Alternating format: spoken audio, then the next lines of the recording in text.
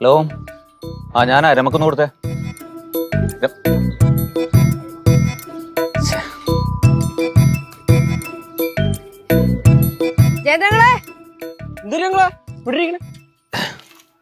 രമേനെ വിളിച്ചാന്നേ, പെട്ടെന്ന് അങ്ങനെ അടുത്ത് ഫോൺ കട്ട് ചെയ്ത്. അപ്പൂപ്പനാ? ആ, അല്ലാണ്ടാര്? വഴക്കൊന്നുമല്ല, ഞാനൊന്ന് സംസാരിക്കാൻ വേണ്ടിയാ. വേണ്ടൊക്കെ പറഞ്ഞ അങ്ങനെ ഫോൺ കട്ട് ചെയ്തു. സംസാരിക്കാൻ വേണ്ടിയായിരുന്നോ? ആ, എന്നാ ഇങ്ങോട്ട് ഞാൻ വിളിക്കാം അപ്പൂപ്പനെ. ഞങ്ങൾ ഇടപെടാ ഇതില്. ആ നിങ്ങൾ ഇടപെട്ട് നോക്ക്, എനിക്കൊന്ന് അവളായിട്ടും സംസാരിക്കണം. ഹലോ. എന്താ കട്ടത്തെറി എടുത്തപ്പോ തന്നെ തെറി. ഇത് തന്നെ ഞാൻ അങ്ങോട്ട് വിളിച്ചപ്പോ തോന്നിയതും അതും ഇതൊക്കെ പറഞ്ഞിട്ട് ഫോൺ പെട്ടെന്ന് കട്ട് ചെയ്തു. അങ്കിളാന്ന് പറഞ്ഞായിരിക്കും തെറി. നീലു ചേച്ചി പറഞ്ഞിട്ട് ഞാൻ ഈ വിഷയം ഇങ്ങനെ ഒതുക്കിക്കൊണ്ടിരിക്കണത്. പ്രശ്നമൊന്നും ഉണ്ടാക്കരുത് എന്നോട് പറഞ്ഞുകൊണ്ടാ. ഇല്ലെങ്കിൽ ജയന്തൻ അറിയാം എന്താ ചെയ്യേണ്ടത്. അങ്ങനെ ഫോൺ എടുക്കുക, തെറി പറഞ്ഞാൽ കട്ട് ചെയ്യുക. എനിക്ക് എന്റെ ഭാര്യയോട് സംസാരിക്കണ്ടേ? ഞാൻ എന്റെ ഫോണിൽ നിന്ന് വിളിച്ചു നോക്കിയാലോ? ഈ ഒരു സാഹചര്യത്തിലേ വയലൻസ് അത്ര നല്ലതല്ല. നൈസായിട്ട് ഡീൽ ചെയ്യാം. മോള് വിളിച്ചു നോക്ക്. എനിക്ക് എന്തായാലും രമയോടൊന്ന് സംസാരിച്ചാൽ. എന്തായാലും ഇനി ആ ഫോണിൽ നിന്ന് വിളിക്കണ്ട. വിളിച്ചാ ഫസ്റ്റ് തെറി വരും. ശങ്കരപ്പൂപ്പ, ലച്ചുവാ. അപ്പൂപ്പ രമാൻഡി ഉണ്ടോ അവിടെ? ആണോ?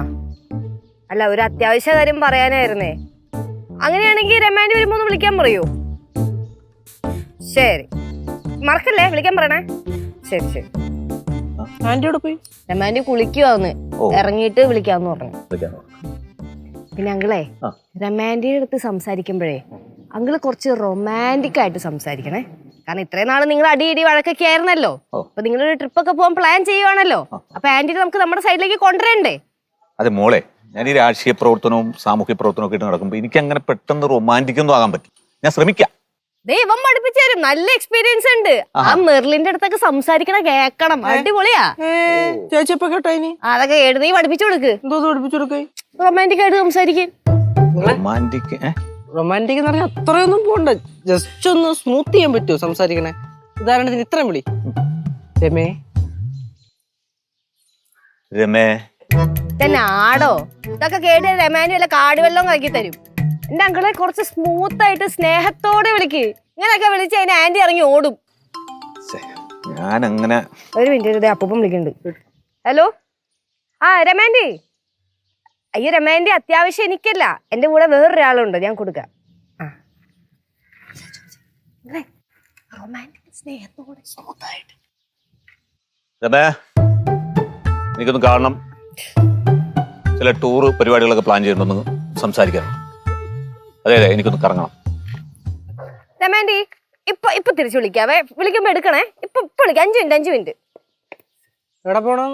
ഞാൻ സംസാരിച്ചു വരികയല്ലേ. ടൂറ് ഇങ്ങനെ വിളിച്ചാ വരും. ഇങ്ങനെയാണ് സംസാരിക്കണത്. ഇതിപ്പോ രമാൻഡിനെ തല്ലാൻ വിളിക്കണ പോലെയാണല്ലോ. മയത്തില് ഇതാണോ മയത്തിൽ വിളിച്ചേ? ഇതിപ്പോ എങ്ങനെ പറഞ്ഞു മനസ്സിലാക്കും ഈശ്വരാ? മയം വന്നില്ലല്ലേ? മയോ ഞാൻ പറയണല്ലോ പോട്ട്. അങ്കിളെ, ആന്റിനെ ഇനി വിളിക്കുമ്പോഴേ ഇങ്ങനെ ഒന്ന് സംസാരിച്ചു നോക്ക്. രമേ, നമ്മള് ഇതേവരെ യാത്രകളൊന്നും ഒരുമിച്ച് ചെയ്തിട്ടില്ലല്ലോ. നമുക്കിനിയും യാത്രകളൊക്കെ ചെയ്ത് തുടങ്ങണ്ടേ? കുറെ ഇങ്ങനെ ഓർമ്മിച്ച് വെക്കാനുള്ള നമുക്ക് ഓരോരോ അമൂല്യമായ നിമിഷങ്ങൾ, അങ്ങനെയൊക്കെ കുറച്ച് എന്താ പറയാ, സാഹിത്യപരമായി ഇച്ചിരി റൊമാൻറ്റിക് ആയിട്ട്, പോയറ്റിക് ആയിട്ട് അങ്ങനെ സംസാരിക്കും. അങ്ങളെ കൊണ്ട് പറ്റും.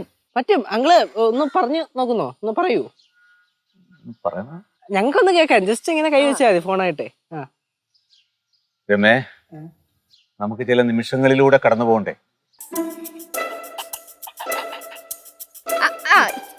ഓക്കെയാണ്, കുഴപ്പമില്ല. ചില യാത്രകൾ ചെയ്യണം, ചില ഓർമ്മകളിലേക്ക് പോകണ്ടേ? വേണ്ട, ഇനി ഫോൺ വിളിച്ചാൽ മതി. കൊടു. സംസാരിച്ചു. ഹലോ രമേ, ഞാൻ നേരത്തെ പറഞ്ഞ കാര്യം എന്തായി? ഒന്ന് യാത്ര പോകണം. എനിക്കിങ്ങനെ വീട്ടിൽ തന്നെ ഇരിക്കാനൊന്നും പറ്റില്ല.